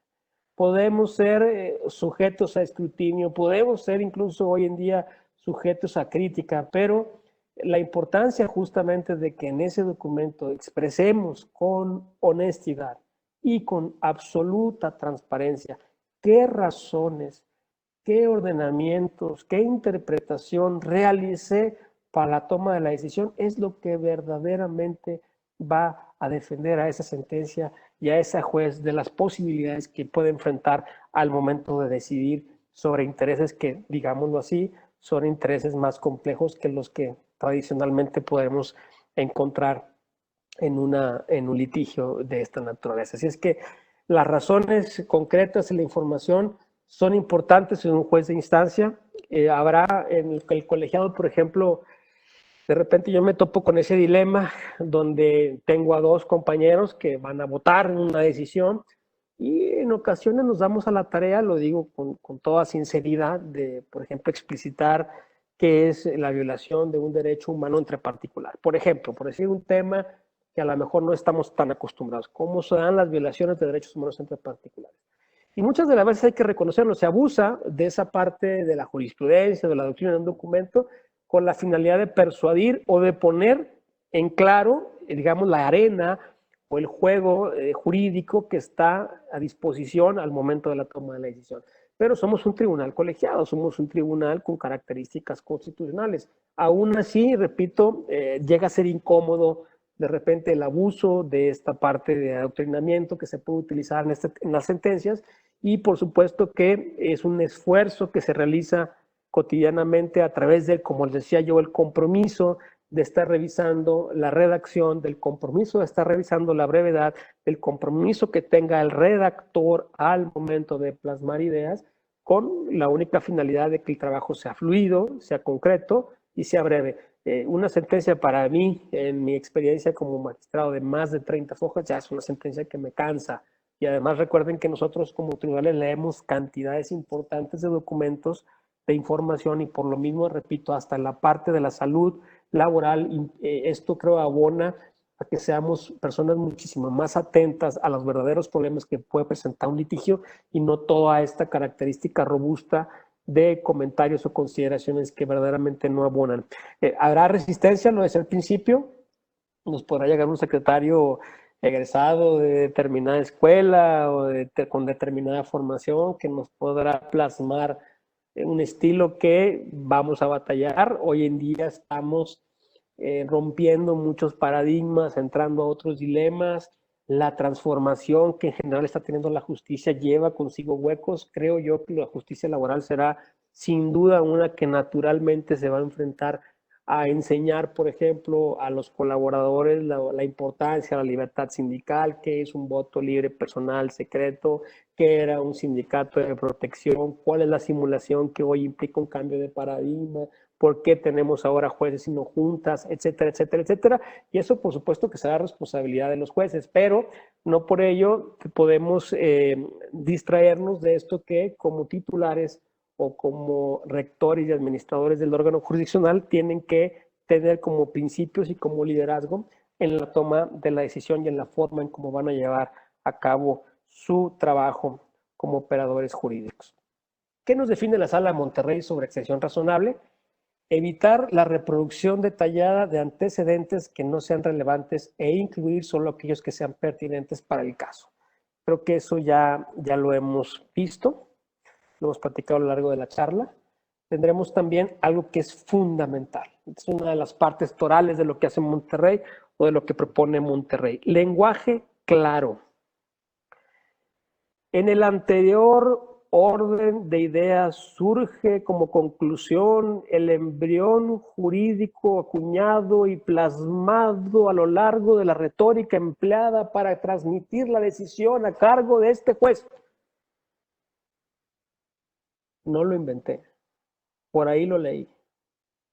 Entonces la elegancia literaria, la erudición, la sofisticación en las expresiones deben sacrificarse si perjudican la calidad. De veras que esto lo leí. Y he leído otras cosas igual de, digamos, elocuentes, de animadas. Reconozco esa capacidad literaria, pero, a ver, ¿qué concluiste? Quiero saber qué decisión tomaste. Esta. No que me digas que todo esto, cómo lo fuiste. Son párrafos, miren, me acaba de pasar, pero no afectar ninguna sensibilidad, pero estamos trabajando a distancia con la pandemia y como ustedes saben, son sesiones remotas. En los proyectos yo trabajo a distancia por motivos personales. Realmente he tratado de ser muy cuidadoso sobre estar en casa, y mi trabajo prácticamente es a través de medios electrónicos, tanto con mis secretarios como con mis compañeros de órgano. Además, el acuerdo general del Consejo de la Judicatura, que así lo establece, tiene esa finalidad. Así es que verdaderamente la calle para mí ahora está vedada. Y bueno, las propuestas llegan por estos medios. Aquí tengo mi tableta, tengo mi computadora, tengo mis libros, tengo, digamos, las herramientas indispensables para poder desarrollar mi función. Y me pasó que he leído la propuesta de modificación en nuestras sentencias de trabajo remoto, donde en la parte de la competencia, si mal no estoy, se está narrando la justificación de por qué estamos trabajando durante esta contingencia. Es un párrafo muy extenso donde básicamente dice que por el tema de COVID no estamos en el tribunal y que el Consejo nos autorizó a hacerlo a través de una sesión remota. Eso es en pocas, en 2 palabras, 3, lo que yo he leído en una foja y media. Entonces, esto verdaderamente es muy común que para decir algo tan sencillo, tan obvio además, tan claro, requiramos de una erudición, diría yo, admirable, quizás desde el punto de vista de la inventiva o de la capacidad de conectar palabras, ideas o párrafos, pero que poco abonan hoy en día a lo que se conoce como lenguaje. ¿A qué quería llegar? Esto es algo que tiene una fuente de información. Pueden ustedes ver ahí a una magistrada que nos ha compartido su experiencia en la construcción de algunas palabras que son utilizadas de manera común en las sentencias, pero que no necesariamente abonan a lo que se podría considerar un lenguaje claro. Chequen ustedes la cantidad de expresiones que adolecer, aducir, amén, acuó, acerto, bagaje, colegir, conculcar, contrario sensu, contumaz, de facto, desapercibido, devenir, muy utilizada también, envergadura, fallo, foja, génesis. Son palabras que, vaya, es una sugerencia, de, que no necesariamente abonan para una claridad. Muchas de ellas las podemos quitar o tratar de quitar de nuestro lenguaje para obtener un lenguaje claro, porque no van a ser comprendidas prácticamente por la generalidad. Nosotros sí las tenemos ya de alguna manera muy masticadas y cuando leemos, por ejemplo, hay un libro también que yo recomiendo, un libro muy básico que se llama Introducción a la retórica y argumentación del maestro Germán Dehesa Dávila. Este libro fue editado por la Suprema Corte. Cuando leemos, por ejemplo, el estudio que hace el maestro sobre las palabras, que tienen mucho que ver con algo que ustedes también ya conocen, que se llaman conectores lógicos, nos vamos a dar cuenta que incluso estas palabras las utilizamos también en forma de repetición y no sabemos nosotros mismos qué quiere decir. Un claro ejemplo de esto es el ahora bien, que es un conector lógico. El ahora bien es muy utilizado en gran parte del dictado de las sentencias y en realidad es un conector contraargumentativo, lo veremos más adelante. En este libro que les acabo de decir, que es un estudio muy didáctico sobre esto que estoy platicando, nos viene a ejemplificar cómo sí son palabras muy utilizadas, sí dicen lo que significan, o sea, sí son útiles, yo no digo que no. Ahora, por ejemplo, quien diga, bueno, una ejecutoria de amparo, ¿cómo le llamo? Ejecutoria. Aquí está proscrita, digamos, está dicho, no, esto no hay que utilizarlo. Enjuiciar, pues sí, eso, llevar a juicio a alguien, ¿no? Habrá quien pueda, digamos, decir, para mí no es una palabra de un lenguaje inadecuado, para mí es un buen español, pero que en este estudio que hace la magistrada del Tribunal Electoral de la Sala Ciudad de México, nos viene a sugerir esto se ha detectado como palabras que no necesariamente pueden ser, digamos, del todo recomendadas, del todo fáciles para un lenguaje claro. Gobernado, eso es bien común incluso en los tribunales de amparo. Bueno, ¿qué tendría de malo hablar de un gobernado? Bueno, vendrá un internacionalista hoy en día, una persona dedicada al estudio del derecho, de los derechos humanos y dirá, la palabra gobernado es una palabra desarticulada para el contexto de nuestra Constitución en la medida que la cuestión habla de personas. Es decir, ¿por qué? Porque ha devuelto, digamos, ha reconocido en la dignidad de estas el eje de toda política pública, el eje de todo el esfuerzo constitucional y las obligaciones de promover, proteger, respetar y garantizar. Así es que ya no tenemos a un gobernador, ya tenemos a una persona. Entonces, ahí hay una razón jurídica para decir por qué gobernado no sería necesariamente una palabra que abone a un lenguaje claro, a un lenguaje ciudadano.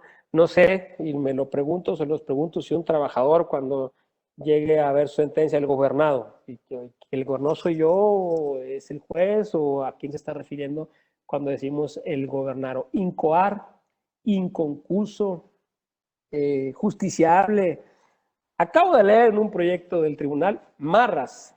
Créanme que me di a la tarea, yo ya lo sabía, pero de estudiar un poquito por qué marras ya no es una expresión admitida en el castellano, bueno, al menos no en la redacción técnica, tiene un significado peyorativo la expresión marras, así es, y se sigue utilizando. El accionante de marras. ¿Por qué lo utiliza un proyectista? ¿Por qué lo utiliza un escritor, un redactor, un juez? Por imitación. O sea, no está siquiera consciente. A ver, ojo. En alguna ocasión en un proyecto leí la palabra sospechosismo. Esto se ve con sospechosismo. Porque todos sabemos que fue un invento. Ustedes tendrán la parte técnica de cómo se entiende esto de un político en la época de, no sé, entre 2006 y 2012 dijo la palabra sospechosismo. Esa palabra no existe. Lo leí en un proyecto. ¿Qué tan conscientes estamos de estos recursos que estamos utilizando? Otrora, óbice, poderante, prima facie, propalar. Acabo de leer en un proyecto la palabra pervivir. Pervivir. Pervivir. Esta fue una palabra, no quiero entrar, yo no me meto en política, pero es una palabra que si hacen un poquito de remembranza, se van a dar cuenta que por ahí alguien la utilizó en determinado contexto de dilema constitucional. Esto debe de pervivir y lo leí en un proyecto. Y le digo al secretario, ¿por qué me pone esa palabra? Y luego no acaba de ver lo que pasó en la Suprema Corte con ese asunto y bla, bla, pero digamos que hasta por respeto no sería la mejor palabra hoy utilizable en un instrumento de sentencia, ¿no? Pero así somos y así vamos, a veces, repito, sin pensar, menester, instar, sí, son palabras que para nosotros son muy comunes, pero yo los invito a que verdaderamente las coloquen en la vista de un ingeniero y de un médico, bueno, que los médicos también tienen lo suyo, pero se van a dar cuenta que no necesariamente estamos involucrados con lo que significa. Por ahí, por ejemplo, viene señoría. Yo así de repente les digo a mis compañeros señoría, pero por ahí la magistrada nos sugiere que no es necesariamente una palabra que implique un lenguaje claro. Lo correcto sería hablar juez, jueza, magistrado, magistrada, juzgador, juzgadora, no sé, supracitado, no sé, tesitura, verbigracia. Yo utilizo mucho la palabra decimonónico y me gusta la palabra decimonónico porque es una forma contundente de decir esto ya no. Sin embargo, puedo aceptar que no sea una palabra de lenguaje claro. Lo correcto sería decir no es actual. Ya no es actual o ya no tiene vigencia, ¿no? Y esto creo que lo puede entender cualquier persona más allá de su formación profesional. Veamos cómo esto tiene su importancia a la hora de redactar. Esto nos lo da la Sala Monterrey. No es óbice a la conclusión anterior el que el actor argumente. El actor argumenta que no le asiste la razón, ya que. Aquí, más allá de la supresión del no es óbice, que es un lenguaje forense, técnico, judicial, vean ustedes cómo también en esta parte la Sala Monterrey está empezando por el principio. Sujeto, verbo, complemento.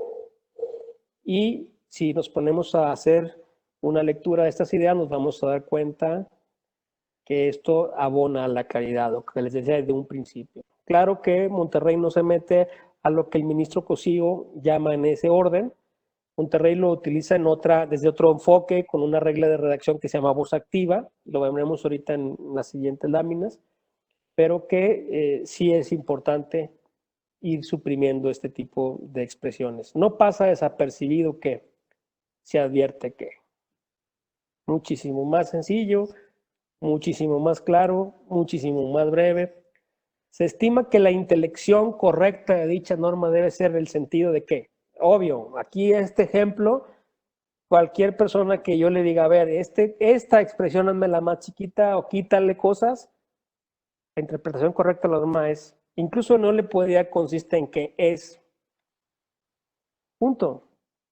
Son ejercicios que ustedes se pueden dar cuenta que poquito a poquito y ordenando algunas cosas, por ejemplo aquí en el tercer ejemplo, la interpretación. Se estima, en el ejemplo censurado se estima que la intelección correcta de dicha norma debe ser, no tiene orden eso, no tiene una cohesión desde el punto de vista de la gramática, la otra sí.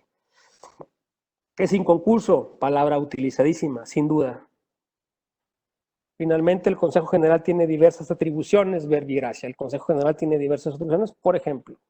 Por supuesto que es muchísimo más entendible, por ejemplo, el que utilicemos verbigracia. Se oye más bonito, quizá hable más del autor, de la expresión, de la narrativa, una persona más culta, pero no estamos ahorita necesariamente viendo el currículum de cada juez o de cada proyectista, sino cómo comunica su expresión, sus ideas al momento de resolver un litigio. Es que eso creo que es lo que nos llevaría a importar. Este es un concepto también que nos indica la Sala Monterrey, me parece interesante compartirlo, que tiene que ver con el orden. Vean ustedes lo que es una voz pasiva, tiene su explicación en la redacción, pueden ustedes consultarla. La sentencia impugnada fue emitida por el tribunal local. Esto es muy común, pero vean cuando le cambiamos a voz activa o al orden de los factores que se alteran en el producto. El tribunal local emitió la sentencia impugnada. En mi opinión, no sé ustedes, esto da una mayor cohesión, da una claridad a la sentencia impugnada fue emitida por el tribunal local. Voz activa, voz pasiva.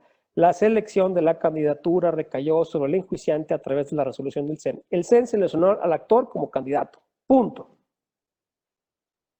La concreción sí es, en mi experiencia, una herramienta que sirve para la simplificación de la sentencia y si tenemos en cuenta ciertas palabras a las que podemos optar por sinónimos, creo que también abonaríamos a un lenguaje claro, es decir, no es tan complejo.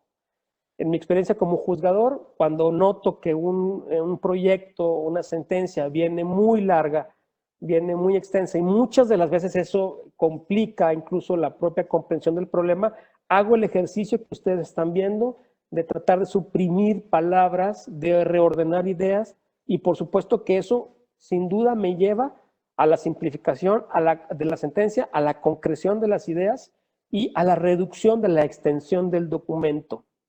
Honestamente, no hemos practicado todavía, salvo estas cosas raras que les platico que he leído, el tema del lenguaje ciudadano, pero que ahí está esta idea de la magistrada del Tribunal Electoral de la Sala en Ciudad de México, que me parece una idea muy valiosa, que la quiero compartir, que aparte cito la fuente de donde tomo esa información, porque creo yo que pueden tener ustedes un panorama, un esquema de cómo sí, aunque no creamos o aunque no lo pensemos, aunque no lo tengamos tan consciente, de repente utilizamos palabras como inconcurso, no es óbice, etcétera, que son muy del lenguaje técnico, procesal, judicial, pero que a la luz de una persona que no necesariamente está vinculada a esto y que llegará a sus tribunales con un reclamo de despido, de reinstalación, de seguridad social, bueno, si lo que queremos es que ustedes se legitimen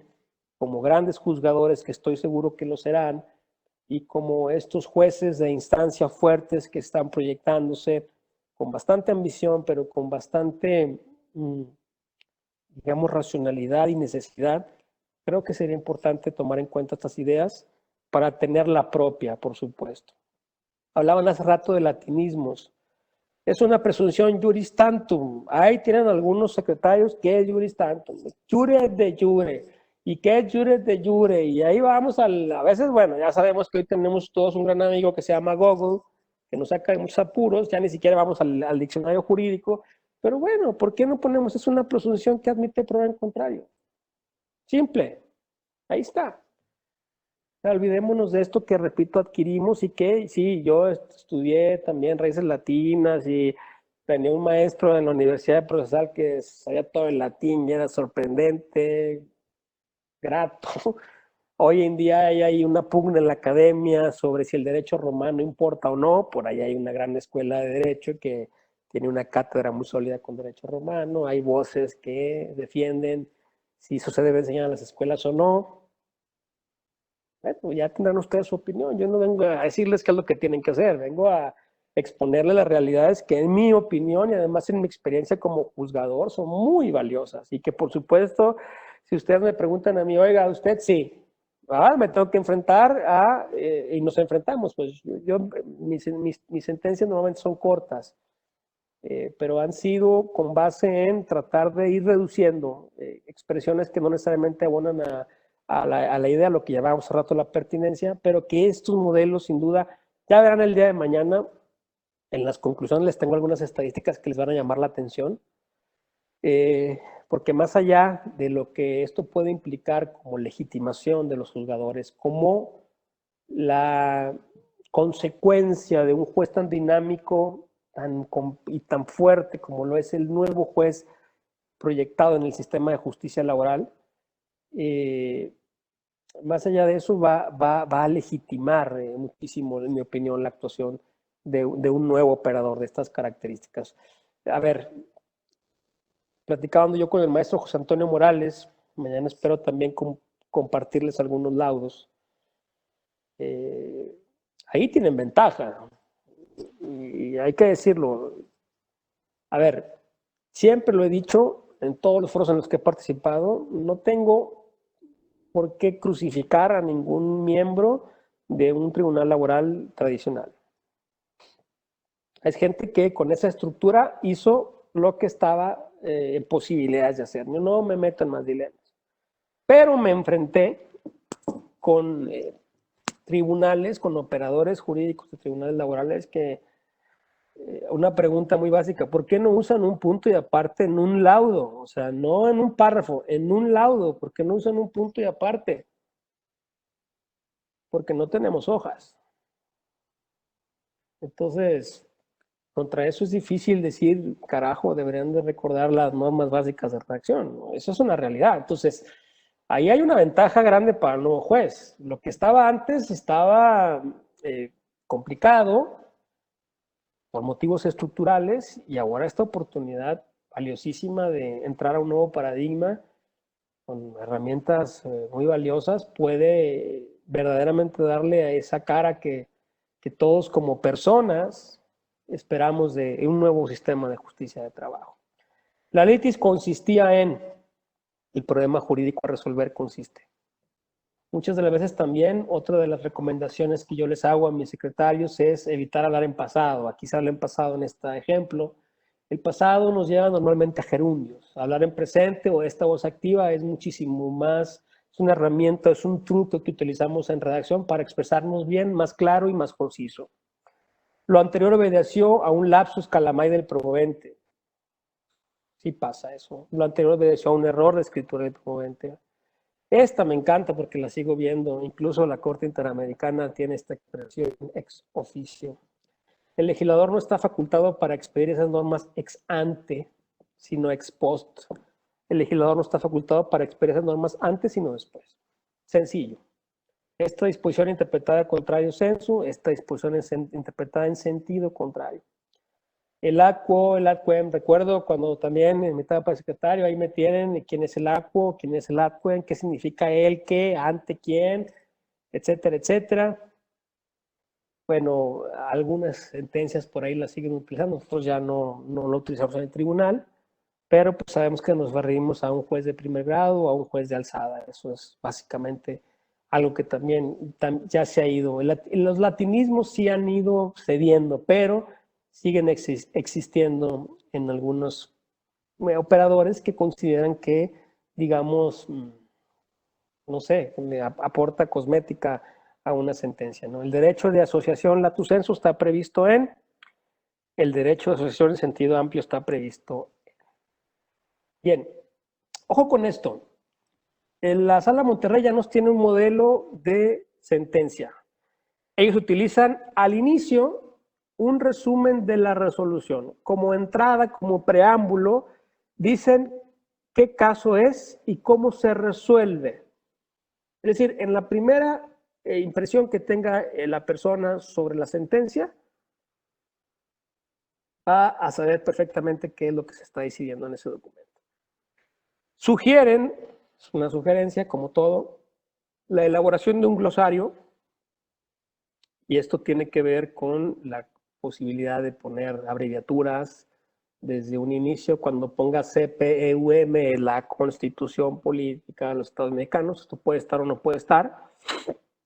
En los antecedentes del caso, veremos unos ejemplos el día de mañana de cómo lo realizan de una manera bastante sencilla, lo que antes se conocían como los resultandos para ellos. La cuestión de competencia también es algo muy breve que realizan y que abona a una sencillez en la elaboración de las sentencias.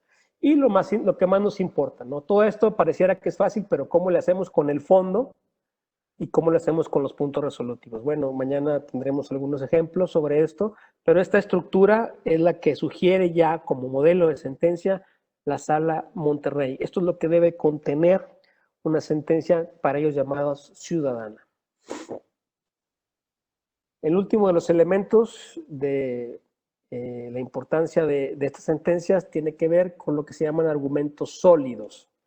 Aquí entramos a otro terreno, compañeros. Argumentación jurídica. Todos sabemos el movimiento global que hay sobre la importancia de la argumentación jurídica, la argumentación como derecho, estos dilemas que se llaman formalismo jurídico, casos difíciles, casos trágicos, ponderación, test de proporcionalidad, todas las herramientas que hoy están en el ámbito del derecho en México. Ahí hay, para eso hay muchísimos libros que subyacen en la formación de un buen operador jurídico. Está desde lo más básico que serían, por aquí lo tengo, a ver, no está, el de Anthony Weston, aquí lo tengo, el libro de Anthony Weston, Las claves de la argumentación, por supuesto este que les recomendaba de la retórica y la argumentación, por supuesto los libros de Atienza, a mí me gusta mucho el derecho dúctil de Zagrelewski, he leído a Guastini, también italiano de interpretación constitucional, todo documento, hay el maestro Lara Chagoyán en México, por supuesto, tiene su libro de argumentación jurídica, habría que acudir a esos textos. La argumentación jurídica es algo inacabado en mi punto de vista, es algo en construcción, pero nos da, por supuesto, ideas muy valiosas de cómo debemos estructurar el pensamiento a la hora de tomar decisiones y qué implicaría un buen argumento, ¿no? Pero bueno, para la Sala Monterrey, los argumentos sólidos implican exhaustividad, nuevamente algo recurrente en la clase de hoy, pertinencia de los argumentos y de la información. ¿Cómo logramos eso? Ubicando perfectamente la litis que nos trae en ese caso. ¿Qué es lo que vamos a resolver? ¿Qué sí es valioso? ¿Qué no es valioso? Créanme, hace rato que les platicaba de ese tribunal que trabajé con mi etapa de proyectista, de sentencias larguísimas, llegué a hacer un desistimiento de 50 fojas. A una persona que llega al tribunal con una hojita de una media cuartilla y dice, oigan, ya no quiero nada. Bueno, tuve que hacer un estudio de qué es el desistimiento, una tesis, si estaba facultado, si ese poder cumplía los requisitos de la ley civil, 50 fojas. ¿Es pertinente? No. La expresión de la voluntad del promovente de ese proceso era lo pertinente y era lo importante.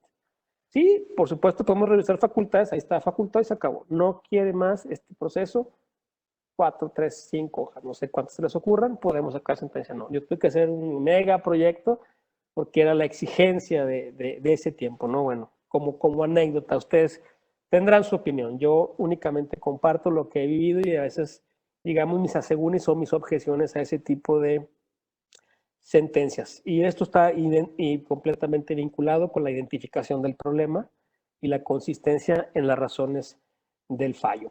En esta parte de la argumentación jurídica, creo que una herramienta muy valiosa que ustedes tienen que tener, forzosa y necesariamente más allá de si se van a convertir en los discípulos de estos grandes filósofos del lenguaje jurídico, estos argumentadores, son los conectores del discurso. Aquí también podrán darse cuenta que quizá estos conectores que son muy utilizados en redacción judicial podrían pelear o reñir un poquito con un lenguaje ciudadano, pero que sí me parece claro que si algunos términos pudiéramos utilizar un sinónimo sería muy valioso, pero lo que es más valioso es que sí los tengamos presentes al momento de argumentar, porque estos son, lo equipararía yo a las reglas de tránsito: semáforos en rojo, en verde, en amarillo, vuelta a la derecha, cuidado con la zanja, hay un pozo aquí, hay un pozo allá. En la medida que sepamos darle a cada una de estas frases y a cada uno de estos conectores sentido en los párrafos que estamos utilizando, créanme que nuestro proyecto va a ser una supercarretera que va a empezar a 40 kilómetros por hora y va a terminar a 40 kilómetros por hora. De no tener cuidado con el uso de conectores en el discurso, en los argumentos jurídicos, solemos correr el riesgo de que nos enfrentemos a un sinuoso camino donde, a pesar de que tengamos una supercarretera sin semáforos, le pongamos un rojo en la alta velocidad y luego, sin darnos cuenta, pasemos por un bache, nos desviemos de nuestro objetivo principal, vayamos a dar un recorrido hasta el centro de la ciudad sin tomar la alternativa que nos presentaba la carretera de carril lateral derecho. Así es que aquí hay una serie de ideas que, por supuesto, ahí están también en el libro del maestro Germán Deza, pero con todo gusto yo les compartiré a través del maestro Morales estos cuadros para que ustedes los puedan tener y los puedan utilizar, sí, como una buena guía, un buen faro, un buen semáforo que les permita a ustedes ir generando mejores argumentos y argumentos muchísimo más ordenados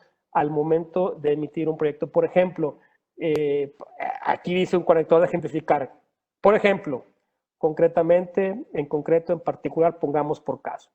Introducir un tema en cuanto a, con relación a, en relación con, introducir una opinión personal. Para mí, en mi opinión, bueno, que esto sería difícil utilizarlo en una sentencia, pero son partes de los conectores del discurso.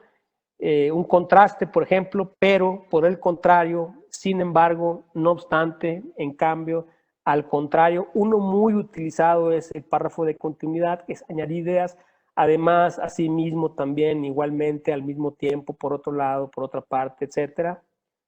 Tendemos a indicar una consecuencia, por esto, por tanto, por consiguiente, como resultado, indicar una causa, por qué, ya qué, cómo, resumir, en resumen, en pocas palabras, globalmente, en definitiva, concluir o terminar, en conclusión, para finalizar, para concluir, finalmente.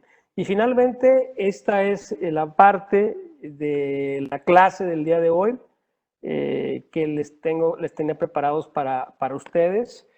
Espero que haya sido algo de interés para ustedes, que se den cuenta que hay movimientos importantes en altas cortes en este país que están ocupados por simplificar las sentencias, por llevar un lenguaje ciudadano, por comunicar de mejor manera la forma en cómo están pensando las jueces, la forma en cómo están razonando las juezas, que esto abona a la transparencia, que esto verdaderamente simplifica el trabajo, que las claves a lo mejor no están necesariamente en la parte jurídica, sino en herramientas mucho más básicas, como es una redacción sencilla, unas bases de redacción claras, y que conteniendo este compromiso del que habla el ministro Cosío Díaz con el documento, con el discurso, hay muchísimas posibilidades de que ustedes, al momento de que estén ejerciendo el cargo como juzgadores, tengan muy buenas sentencias en muy pocas hojas y con una claridad que verdaderamente sea acorde, en mi opinión, o en concordancia con la nueva realidad del derecho del trabajo en México. Sobre todo porque recuerden ustedes que van a tener que estar en sus audiencias, van a tener que tomar notas, van a tener que estar tomando decisiones con mucha celeridad, porque esto es parte de los compromisos que tiene un juez de estas características, un juez moderno y un juez que hacía falta a una área del derecho, en mi opinión, descuidada, olvidada, sometida, y que hoy por hoy reclama estos tiempos para la reconfiguración de una parte muy importante de nuestra sociedad, que es la parte del trabajo, la parte de los derechos sociales, la parte de la legitimidad de todos y cada uno de los operadores jurídicos en un Estado que, como lo decía hace rato el maestro Zaffaroni, tiende a la regresión, tiende al autoritarismo. Y bueno, no quiero terminar el día de hoy sin lamentar el terrible suceso que todos conocemos, independientemente de lo que ha pasado, no hay una razón en este mundo para privar de la vida a una persona. En lo personal, lamento mucho estas situaciones. Ser juzgador es una verdadera oportunidad de servir. Es un privilegio ejercer el derecho desde esta óptica, de poder comunicarse con todas estas personas, pero también hay que decirlo, desafortunadamente pasan cosas que pueden o no tener que ver con la función, pero que siempre se lamentará para él y para cualquier persona en este país que está sufriendo las consecuencias de la violencia, de la ingobernabilidad, y por lo mismo, como les decía en la anterior ocasión, se requieren verdaderamente jueces que le den esta posibilidad a las personas de confiar en el Estado, en su magnitud. Si otros poderes están dubitando, están tambaleando, los jueces son los que tienen que resolver los dilemas. Es la razón y el derecho, las instituciones, la que nos debe llevar a resolver nuestras diferencias y no la violencia. Nos vemos mañana. Maestro Antonio Morales, me despido. Estamos cumpliendo con el compromiso de la hora y esperemos mañana les den algunos ejemplos. Les traigo una sentencia que a mí me gusta mucho, que es la sentencia de Uber. La traeré desde el punto de vista económico, administrativo. Ustedes tendrán la laboral. Lo último que deseo es influir en un criterio jurídico con ustedes. Son excelentes juristas, tengo conocimiento y bueno, esperemos estar mañana con ustedes a la hora señalada. Maestro Morales.